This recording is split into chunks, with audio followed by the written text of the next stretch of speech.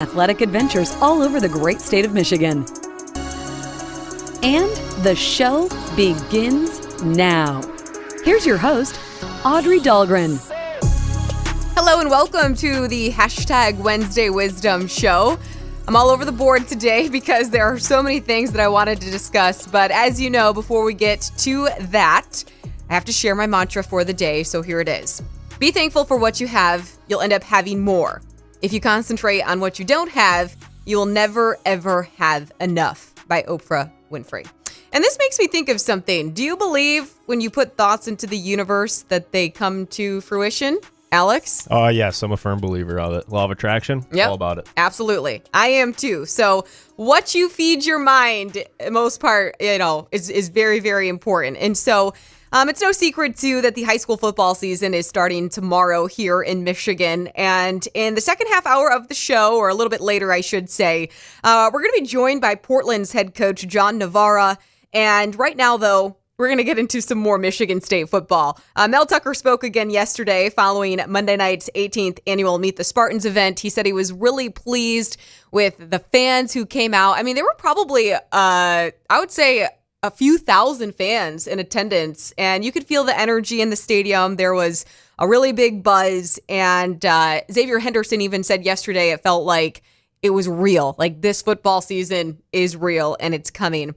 Additionally, we finally got to speak to and hear from Tennessee transfer Quavaris Crouch and Auburn transfer Harold Joyner. By the way, his name is pronounced Quavaris. FYI, for people out noted. there. Yes, noted. Note that one. Write that one down. Re-listen to it. Quavaris Crouch. There are some people around town who have been saying Quavaris. I think at the beginning, Quavaris. Yes, Quavaris. All right. Like a car. Drill that one in. Yeah. Exactly. Yesterday, when Ian was, because he did a package on, what we're about to talk about right now, coming up here. He did a package on these two and how they spoke yesterday and stuff. And the whole time he was like, Varis. So anyway, but that's how you pronounce his name for all of the Michigan State football fans out there, so that when you're talking to your friends, you know what you're talking about. The two provided quite the entertainment too, I will say that. Especially when asked about what surprised them the most about Michigan State, because they are not, obviously, from here. And so we all found this to be pretty funny, I would say. I didn't know Magic Johnson went here. And I did not know Magic Johnson went here. I didn't know a lot about Michigan State coming into Michigan State. So I've been learning a lot of new things. So it's been very interesting. I did not know Magic came in. I didn't know that they had, like, the thing out there is for Superman. I didn't know that was in the movie or something like that. So people was telling me about that. So I'm learning new things. It's up north has been an experience. For me, they don't have Waffle House, no cookout. So a little thing, I'm just learning. It's growing on me, and I'm accepting. I did not know that Magic Johnson played here. I know that Draymond Green played here, and Le'Veon Bell, and things of that nature. I really expected every day to be really cold, but it wasn't that, and it turns out that everything is actually beautiful. The campus is wide. It's actually bigger than my old campus. Everybody is friendlier here, and that's pretty much it. So the first person that you heard from there was Quavaris Crouch. The second was Harold Joyner. And it was really interesting, though, to think that, and we said to him, there's a statue outside of the Breslin Center of Magic Johnson. Now, granted, he looks like Morgan Freeman, yeah. And we can see it out there. I mean, I'm actually looking at that Magic Johnson statue on the one of the things out here in the studio. But yeah, so it's kind of cool to hear from them, to see some of the stuff that you'd think that is just you should know, but they don't know. Yeah, that's a little bit of a surprise. I think it's kind of showing their age a little bit. It's kind of surprising when I feel old, not knowing where Magic Johnson went to school. It kind of seems like you said, just kind of common sense up in these parts. So it's kind of funny to think about that they didn't even know that. But the Draymond Green aspect makes more sense too, because I mean it's more of like kind of their generation. Yeah, he's such a Spartan, has so much Spartan pride that if you follow Draymond Green in any capacity, that's going to get brought up at some point. I mean, his ties to Michigan State, obviously, he's very proud of those, and so it doesn't surprise me too much that they would know that, but. Come on, man. Magic? Didn't know magic. That's kind of funny. And then the thoughts about the up north, how they just thought it'd be cold. Like even in the summer, it's just going to be cold. Right. Like it just the mindset is just funny. I think it's been hot the last couple of weeks. And so it's really hot right now. It'll continue to be warm too as the first part of the season rolls on. And then it will start to get a little bit colder at Spartan Stadium, and they are bracing themselves for that cold. They did say that yesterday, that they are bracing themselves for when they're going to have to bundle up and wear their jackets. And so that will be a fun time as well when that moment starts to come around. But Quavaris is, he's a great speaker, very energetic. Very impressed though when speaking with them yesterday. And it was also too, it was so hot inside of the indoor practice facility yesterday. They had it cranked up to 88 degrees in there. Jeez. And when Mel Tucker stepped up to, do his media portion, I mean, there was just sweat droplets dripping down his forehead the whole time. But they did that on purpose because in the morning when they started practice, it wasn't that warm out. Now later in the day, obviously, it was super hot yesterday. But they are just doing it in preparation for, number one, the season opener, which is 9 days away at Northwestern. You know how it can get hot in Chicago sometimes. Oh, yeah. But also, too, Miami is on the 18th, and that's in Miami. Yeah. So that's really what that'll be warm. Yeah. That one will be warm. I can almost guarantee that. Yeah, so that's what they were really, I think, why the heat is so high, because I think that they're prepping for that Miami game. But both two, of course, were asked about why they decided to transfer to MSU. And Crouch said he wanted a change. He wanted to find a new home. He had a good relationship with Tucker and just was ready for a fresh start. He also wanted to go somewhere where they were going to have good players. And when he noticed all of the guys transferring in from the SEC and other very, Power 5 conferences, it's what sold him on wanting to come to Michigan State. And, he said, too, that because he did come up and visit for the spring game, and he was mentioning how, he wanted to get a feel for whether or not he thought he could fit into the scheme of the defense, which makes sense, being a linebacker. But what really sold him, though, was how he saw all these good players coming to Michigan State, and he wanted to play alongside them, which the more I think about that, too, I like it because it speaks to the culture of accountability and the competitiveness that they're just trying to build. And I thought that was really something that stood out, just because I'm like, okay, they all know that they're going to have to compete for their job. Mm-hmm. And we've been talking about that a lot, but it just stood out. Yeah, and the mindset's kind of showing too with those comments. Like, not very many young guys, especially high school commits, are going to be going to the spring game and really focusing on the schemes and what they're doing on the field and making sure that that's something that fits with the way that they play. So it kind of just shows the level of IQ and his understanding of his own game and how what are his strengths, what his weaknesses are. So he really does have a good understanding, and it shows that his IQ level is where you're going to want it to be. Yeah, and as for Joyner, he left Auburn because he just wasn't feeling it anymore. That's what he said. He felt a love for a new team, which would be Michigan State. And he was actually, he had Michigan State in his top 6 coming out of high school. So it wasn't a bad fallback when he left Auburn because he was already familiar with MSU. He's super versatile. They have a good set of running backs, obviously, that we have been speaking to since the offseason with them acquiring all of these different backs. And he said, too, that they were looking for someone who is going to compete. Makes a lot of sense. We've been hearing that, too. And he FaceTimed a lot with running backs coach William Piegler and then, of course, Tucker. He said that he was FaceTiming with them almost every day. And but it's interesting, too, because when you think of Joyner, he is huge for a running back. He's super tall. Yeah, he kind of reminds me of a little bit of Derrick Henry, not quite as beastly as him, but yeah, that what is he, like 6'3", 6'4", or something like that. Yeah, so I mean, he's going to be a totally different dynamic of a runner as opposed to Kenneth Walker, which is nice because I mean, like you said, it's a crowded backfield, but there's a lot of different types of backs. Like, it's not the same type of guy that's kind of rolling out there. I mean, there's going to be plenty of guys with different skill sets that'll be able to different things at different times and have strengths that'll complement each other's weaknesses, hopefully. So I'm loving the makeup of that group, and obviously the revampment of the O-line.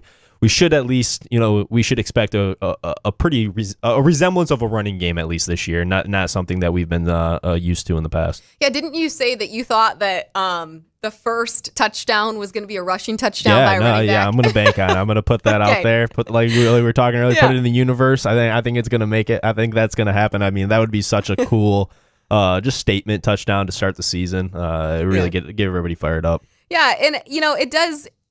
I see what you see the pieces start to fall together, like to the puzzle, essentially, and that's what they're doing. I mean, think about how many different ways, if you have these different running backs like Joyner, who's 6'4", you have a Kenneth Walker who's like 5'10", but super stocky and powerful in that aspect. But we'll get into this too with Joyner.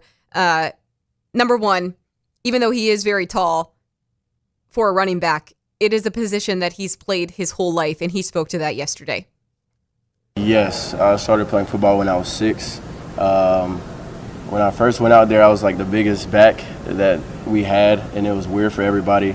And my dad was telling me just focus on it and just keep going. And some coaches tried to move me, but they figured out that I could be a back that could split out in the backfield and catch as well, and not just be a receiver because I'm too tall to be a back. But I was always comfortable at running back. So if he's comfortable at the position, that's great. And he hasn't really swayed away from playing it. And he mentioned too, as was also asked about the advantages and disadvantages of his height. The disadvantages of being my height as a running back is basically everybody's lower than me. So I have to get lower than them, which is harder for me because I'm bigger. And getting low is I have to get low instead of just like low like a regular back. And advantages for me, I can really see over everything, and I can hide well behind my O-lineman, even though I'm big. I found that part. I thought that was funny that he can hide. He said he could still hide behind the linemen, but the linemen are huge. That's what I was saying. The guys that Tucker's bringing in. I mean, anybody can hide behind these beasts. So yeah, that makes sense. Yeah, that position group. We've there was a show. I can't remember what show that we did here, but when we had Chris Kapilovic going into great detail about the offensive line. And yep, that's a position group as well. A lot of eyes on it and a lot of competition. And the theme of the whole year going into the brand new season, competition, compete. And so a lot of great stuff actually that came out of practice yesterday. So happy to share, but those were the high points that I would say that came out of it. And the quarterback situation, too, I'll mention that real quick because there was a point where that came up as well. And, sorry. We're going to get John Novara on the phone here. We're going to do a little segue in just a second. But no, the other thing I want to point out about Michigan State before we get into our high school football conversation is people were able to get a look for themselves, essentially, at the quarterback battle between Peyton Thorne and Anthony Russo. Now, take what you saw if you did go to Spartan Stadium with somewhat of a grain of salt, because Michigan State by no means is going to be showing all their cards when it comes to what they're dealing with the offense or what they have with the offense, and especially at the quarterback position. But we did see Peyton Thorne come out and do reps with the ones to begin the open practice that they had on Monday night inside the stadium. And then after a little water break, Russo came in and he was working essentially, I guess, with the ones, you'd say. And he had a great connection with Jaden Reed for a 52-yard touchdown. And then he had another deep ball. To Jalen Naylor, which was great to see as well. And so Tucker was sort of mentioning how they're still going to be looking at the both of them this week. They haven't nailed down a position at all when it comes to who's going to be the starting quarterback. They're going to talk about it more this week and then go from there. So I don't think we're going to see who the starting QB is going to be until they probably run out onto the field at Northwestern, but maybe come next Tuesday when Tucker holds his first official game week press conference to preview the Northwestern game. Maybe he'll reveal it then. So it's time now to segue into some high school football because the season starts tomorrow for half of our teams in mid-Michigan. The other half will open the season on Friday night. So we have 2 nights of the 5th quarter that we are going to be going through. And very excited and looking forward to this brand new season. And I know another person who is very much looking forward to this brand new season is Portland's head football coach, John Novara, who I believe is on with us now. Right, Alex? Okay. So, hi, John. Welcome to the show. Finally, I'm so happy to have you on. Hi, Audrey. Thanks for having me. How you doing today? Not too bad. It could be a little bit cooler out. It is very hot. I will say that. Yeah. How have your players been doing with the heat the last couple of weeks? We've been doing pretty well with it. We dressed down yesterday, took our pads off, and just ran around and ran through kind of some walkthrough stuff. It looks like we're kind of going to have to do the same thing today, just with that heat index. So we're going to run through some stuff and just make sure we know our assignments and see if we're ready to go tomorrow night. What has you the most excited? It's obviously a very general question, but what has you the most excited, would you say, about this brand new season with the group of guys that you have? I just think the renewed energy. We were able to get back in that weight room again in this off season, and then I think we kind of turned it up a notch. We always have a great weightlifting program, but the kids took it. Realized that, the work that they put in really was meaningful. And so they really got after it in the weight room this off season.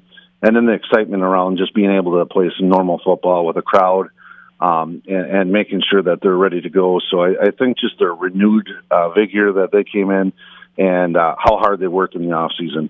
Do you have a renewed vigor as well? Yes, yeah, no, I'm just excited to get started, and I feel like our kids, we have a great tradition here at Portland High School, and we have great crowds, and I feel like our kids missed out on some stuff when they didn't get a chance to run on the field in front of the big crowds, and so our seniors never had to experience that, and I think we got some big games, on our schedule. And I think that they're going to have some fun with everybody being there.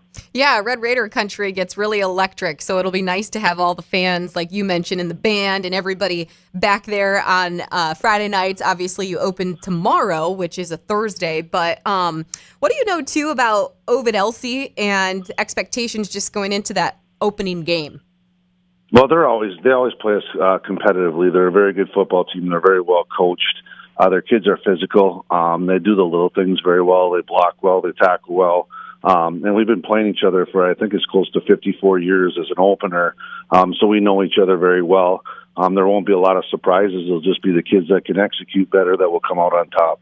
Last year was, too, a very successful year for you guys, going 7-1 before having to forfeit in the district championship game before that happened. And so I always think back to that time for you guys and just how because then everything, too, happened with the season kind of restarting again. And so what do you try to, I guess, put emphasis on for your team and, not using that as motivation, but I guess just using it as a learning tool for this year? Yeah, just, the biggest thing is the coaches always say, play like it's your last play or like it's your last game. And you just never know when that's going to happen, especially now today with COVID. So, like I said, the kids have been practicing hard, and they're excited to play. And you just never know when something could happen and things could change. So I just think that they're excited to have a chance to do that, and we're just trying to seize every opportunity. I'm excited about all the kids we have returning. We have 8 returning starters on offense that we're getting things rolling at the end of last year. And then they kind of, obviously having to forfeit that last game with COVID. They're excited to get back out on the field and show that they're a seasoned veteran team. Yeah, you guys, too, played DeWitt pretty early again this year. So is that one game on your schedule that have circled or you're looking forward to? Well, our schedule is loaded because we, besides DeWitt as last year's state champion, I think they're ranked number 1 in the state in all divisions. We have Montague that won a state championship last year. We're playing Cadillac this year that was a state finalist last year, and Lansing Catholic obviously made it to the semifinalists. And I think our league is really, improving.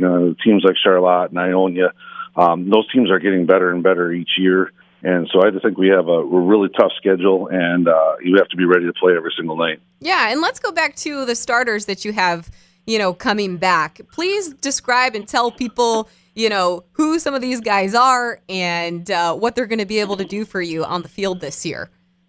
Well, we're really we're kind of different than we usually are. Usually we have a lot of linemen returning, and we're a lineman-heavy team, but all of our skilled kids on offense are back. Both of our starting receivers, actually three receivers that played a ton, and Trent Myers, Ethan Patrick. Those are our two returning starters from last year, and Trent's been on our team for now. This will be his third year. All of our running backs are returning. Reese Phillips for his third year. Caden Gailey and Trent Truell are also starting the backfield. And then we have a returning quarterback that we think is going to be a really good player for us, a surprise, a kid that can do both, throw the ball and run the ball, in Hayden Getchell. So we're excited about those guys. They scrimmage very well.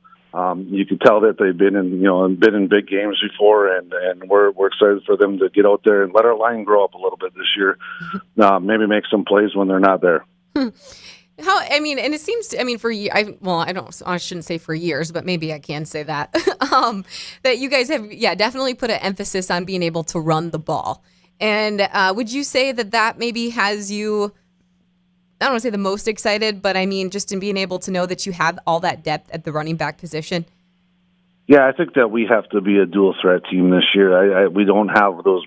Portland's known for having big, huge, aggressive linemen, and we're down in that area a little bit. We're coming along, but we're down in that area, so we're going to have to be a little bit more diverse, throw the ball a little bit more, get the ball to some of our playmakers, and I think we don't have that one kid that you can key on, and that's, in years past when we had Jacob Veal, we'd give him the ball 30 times a game, and everybody could key on him. But I think this year we're going to, spread the ball around and be just a little bit more unpredictable. Yeah, he was great for you guys. Yeah, we had a lot of highlights of him on the fifth quarter. We felt like we were saying his name all the time. And I think too, like just with this season in general, you mentioned, the renewed vigor for it. But, what else have your guys been kind of talking about at practice, or like what's the rumblings at practice about, just kind of what they want to do, or just what they're looking forward to? Well, every year our goal is to win a league championship, and we play in a tough league, and that's an accomplishment in itself, and obviously qualify for the playoffs. But I feel like our kids, their main goal is to make it to the state finals and play in that state championship game, and that's been that way for a few years. We've been fortunate enough to get there twice. I think our kids have that as a goal every year, but sometimes like last year, things are out of their control. So we just want to play one game at a time. We're focused on Ovid-Elsie. They're a very good football team, and then we'll look ahead from there to the next game. So we try to do one game at a time. You never know what's going to happen, and I think that our kids will be focused for Thursday night or tomorrow night. John, I've been asking a lot of coaches too that have come on the show, depending on whatever sport that it is. Did you realize anything about yourself after going through, what you guys had to go through last year, or did it help you as a coach, or maybe have you learned anything new about yourself in that aspect after going through what you had to deal with last year? I think most coaches go with a tough love philosophy, and they're hard on them, especially football coaches. They're hard on their kids. They have high expectations for them. They demand a lot out of them. But I think all coaches started listening more and talking to kids more and making sure that health-wise that they were in good shape, and not only physically but mentally, and just spending more time talking to the kids was probably the biggest change in making sure that understanding that they were going through things, that times were different, and that we had to be much more sensitive to it. We're still going to get after them. We're still going to make them work hard and do those things. But I know as a coach, I made a conscious effort to spend more time talking to the kids and making sure they're doing okay. And when you did that too, what was maybe one of the biggest things that came up in those conversations? The personal connection with them, and then the unknowns. They didn't know what was going to happen. They weren't sure if we were going to have a season. To have that feeling when we had to tell our kids we were in practice when they shut us down for the first time, and to see the look on their faces and the disappointment in them. Football is a year-round sport, and they had been working so hard to get there. and to have to tell them that the season was canceled the first time was just it was unbelievable. And just to see like the disappointment, and to also realize that high school goes fast. Most kids don't get to play football beyond high school, and it's something that they look forward to. And so, the other thing I think we talked about is like we're a team, and we have 35 guys on our team, and everybody is equally important, and everybody deserves attention, and make sure that we're dealing with their issues. Did you find, too, because that was another question I was going to ask you, because you said you have 35 guys out for football now. Did you feel as though there was a drop-off, or everything that happened last year, or is this kind of a standard number for you guys at 35? We're pretty close. We have a very small JV team, which that was the biggest thing I saw is we had a nice freshman group last year as far as numbers go, and they came back, and not a ton of them came back. Now, this year we have 33 freshmen out, which is a good number for us, but we only have 13 JV players right now.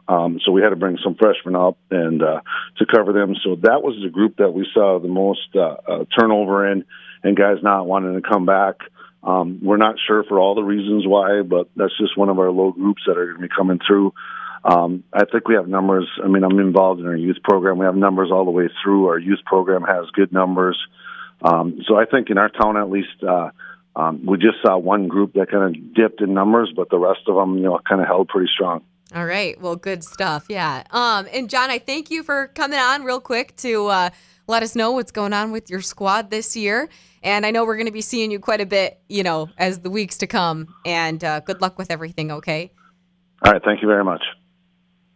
All right. The great John Novara right there, Portland's head football coach. Exciting things for them to come. Yeah, that was so disappointing last year when them, along with Pewamo Westphalia, had to forfeit right before the district championship game due to some COVID issues. And then lo and behold, it was like the season came back, and, so it was just very, very interesting times. But we, all of us kind of feel like we're past that. So that's good. It is going to be a very exciting night tomorrow and on Friday. Like I said, half the teams in mid-Michigan here open the season tomorrow night, which Portland is one of those teams. Half the teams open on Friday night. We are actually on the fifth quarter side, or, on the Channel 6 side, I should say, so DeWitt is opening the season tomorrow night at the Big House underneath the lights, a part of the Battle at the Big House series. And so there are 3 games that are going to be taking place tomorrow there, starting at noon.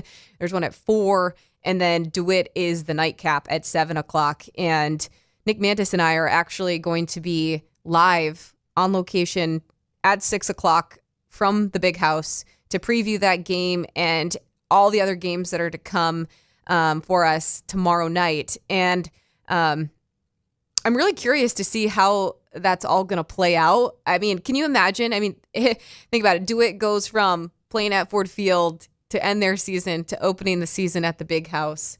It's a very big opportunity for Rob Zimmerman and the Panthers, which they are very aware of.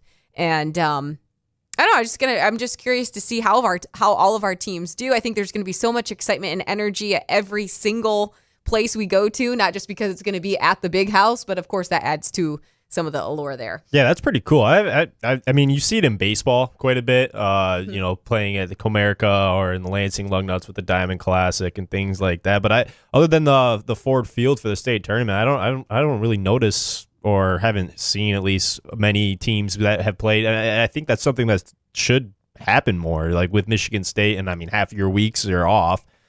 Filling those up with some of the local high school teams to be able to play in a big stadium environment with all the lights and stuff like that. That would be a pretty cool thing. I mean, I know for a personal standpoint, being able to play at Comerica and playing at the Lugnuts and stuff, those are some of the really cool memories that you have, especially for your high school career. Yeah. And, so Tommy McIntosh, who plays for DeWitt, he just committed to Wisconsin over the summer. So, I mean, he's going to get a feel for what, his future is going to look like playing at the Big House because, being in the Big Ten. And so, there's just a lot of exciting stuff. And I do want to give a little rundown of the games that we are going to be at tomorrow, as well as on Friday night, quickly for people who may want to know and tune into the fifth quarter. So we're going to be at the new Lothrop at Jackson Lumen Christie game. Of course, we're going to be at the Big House for DeWitt and Traverse City Central, which Traverse City Central has traditionally, is a traditional powerhouse, you could say, in high school football. So I know that Rob Zimmerman has been, really getting his team prepped for that game. Olivet's at Charlotte. Mason is at Okemos. Caledonia is at Holt. And the really cool thing about this Caledonia at Holt game is that they are going to be revealing the Mike Smith Memorial entrance into the stadium that they've been working on all summer. And so that's another thing that we're going to be keeping our eyes on. Lanesburg is at Perry. Corunna is at Fowlerville. Mount Morris is at Bath. Parma Western is at St. John's. Jackson is at Hazlitt. And Lansing Eastern is going to be at Flint Hamady. Also, Grand Ledge is at Coldwater. Williamston is at Croswell, Lexington, and Portland, as Coach John Novara just told us, is at Ovid-Elsie. And so that's just the opening night. I won't go through the rundown of the games on Friday. Hopefully, I'll be able to get into more of that later this week. But I hope everybody has a fantastic Wednesday, the rest of it. And happy football season.